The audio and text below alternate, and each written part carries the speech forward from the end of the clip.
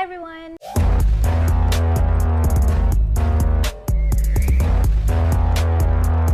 Gimana puasa kalian? Lancar kan? I hope lancar semua. And I know you guys are strong. Welcome back to my YouTube channel. If you're new here, don't forget to click the subscribe button and don't forget to ring the bell icon. So every time I post a new video, you'll get notified. Akhirnya setelah sekian bulan purnama, aku kembali bikin video YouTube. Karena terakhir kali aku bikin video di YouTube itu bulan Januari kalau nggak salah. Dan video terakhir adalah piknik ala Sensolik. Ide awal aku bikin video ini karena banyak banget yang tanya di kolom komentar video YouTube aku yang I think that's pengalaman seleksi ke US like this one. Yep, that one. And pertanyaannya tuh nggak jauh-jauh dari Kak, seleksinya kapan sih? Seleksinya lama banget ya kak? Tesnya dilaksanakan selama libur atau enggak? dan lain sebagainya. That's why aku bikin video ini.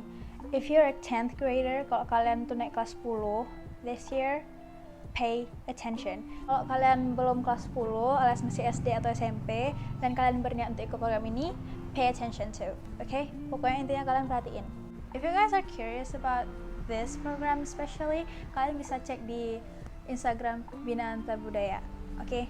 Jadi karena aku alumni YES program, aku akan menjelaskan timeline tes YES program. Okay? Check it out. I think it's different each year, tapi aku nggak yakin juga apa bedanya, so I'm gonna explain based on my experience. Jadi timelinenya itu dimulai dari bulan Maret. Jadi posisinya kalian kelas 10 nih kan. Dan di bulan Maret itu pendaftaran dibuka sampai pertengahan April. So bulan Maret adalah waktu pendaftaran dibuka. Jadi kalian begitu pendaftaran sudah dibuka, kalian bisa beli PIN dari chapter terdekat dan kemudian melakukan registrasi online. Jadi di registrasi online itu kalian mengisi formulir dan mengisi semua berkas-berkas yang diminta di website tersebut. Deadline mengisi berkas biasanya pertengahan April. Kalau di tahun aku kalau nggak salah tanggal 14 April, tapi aku nggak ingat lagi. Setelah melalui masa pendaftaran dan pengisian berkas, kita masuk ke seleksi tahap pertama. Seleksi tahap pertama diadakan di chapter masing-masing dan waktunya itu 2 atau 3 minggu setelah pendaftaran ditutup. Kalau misalnya pendaftaran ditutup di bulan April, maka di bulan Mei akan diadakan seleksi pertama dan seleksinya itu 1 hari. So it's gonna be pengetahuan umum, and then English, and then essay writing, and then pengumuman. Setelah pengumuman, kalau lulus, lanjut ke seleksi tahap 2. Seleksi tahap 2 itu seleksi wawancara dan diadakan sebulan setelah seleksi tahap pertama. So if seleksi tahap pertama diadakan di bulan Mei, seleksi tahap 2 akan diadakan di bulan Juni. And then after pengumuman, kita lanjut ke seleksi tahap 3 yang masih dilaksanakan di chapter dan dilaksanakannya sebulan setelah seleksi tahap 2. If I'm not mistaken, itu bulan Juli atau Agustus. Dan seleksi tahap 3 itu adalah seleksi dinamika kelompok where you are put in a group of discussion. Panitia seleksi akan memberikan sebuah topik and you guys are discussing about it. So you find a solution for the problem.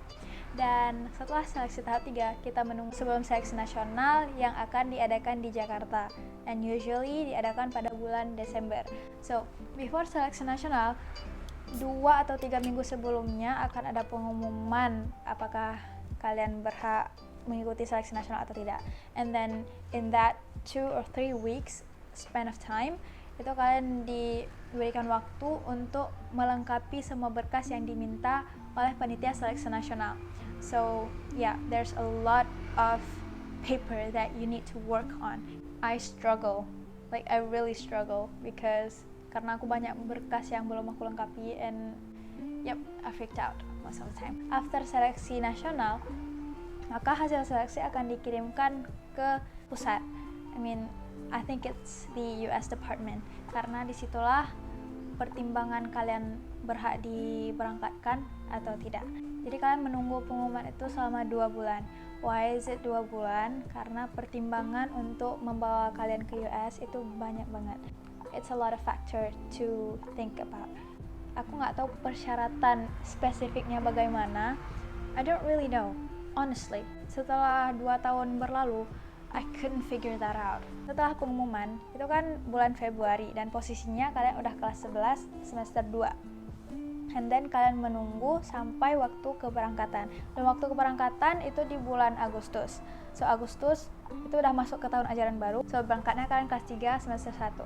So kenapa waktu dari pengumuman seleksi nasional keberangkatan itu lama? Karena pihak di US sedang mencarikan tempat yang bersedia untuk menerima kalian. So that's why itu waktu nunggunya lama banget. Itu kayak 6 bulan ya kurang lebih. Dan kemudian kita berlanjut ke keberangkatan. Jadi keberangkatan itu dibagi menjadi 3 batch. If this is wrong, please correct me. Okay, please. Kenapa ada batch 1, 2, dan 3? Karena nggak semuanya mendapat host family sebelum batch pertama. Ada yang mendapat setelah berangkatnya batch pertama, dan ada yang berangkat setelah batch kedua. So, yeah, that's why ada batch 1, 2, dan 3. Dan setelah berangkat, kalian melalui masa exchange selama 10 bulan sampai bulan Juni. Sebelum kalian berangan-angan kemana-mana nih, satu hal yang penting banget dan harus kalian kantongi adalah izin orang tua. Harus banget ada izin orang tua. Misalnya nih, kalian tinggal di kota di mana seleksi chapter tersebut dilaksanakan, dan kalian ngikut terus sampai kalian ikut seleksi nasional pun kalian nggak ngasih tahu orang tua. Maka kalau misalnya kalian udah lulus, udah diputuskan untuk berangkat dan orang tua kalian nggak ngizinin, maka perjuangan kalian sia-sia. Every blood, sweat, and tears that you've shed, it's nothing. Usaha kalian tuh nggak bakal ada hasil apa-apa karena memang nggak diizinkan. Konsekuensinya, kalau kalian udah lulus tapi kalian nggak mengambil programnya, maka adik kelas kalian 2 tahun di bawah kalian nggak boleh ikut. Ayo ya. So make sure you guys have the permission from your parents because it is essential. Okay? Jadi kan Maret tuh buka pendaftaran. Sebelum buka pendaftaran, bisa dong kalian ngobrol sama orang tua kalian, diizinin atau enggak. Kalau misalnya nggak diizinin, kalian bujuk baik-baik, jangan marah-marah, tapi ngomong baik-baik gitu kan, supaya diizinin. Nah, semoga bagi kalian yang ingin mengikuti program ini, kalian diizinkan oleh orang tua kalian dan kalian mendapat hasil yang terbaik.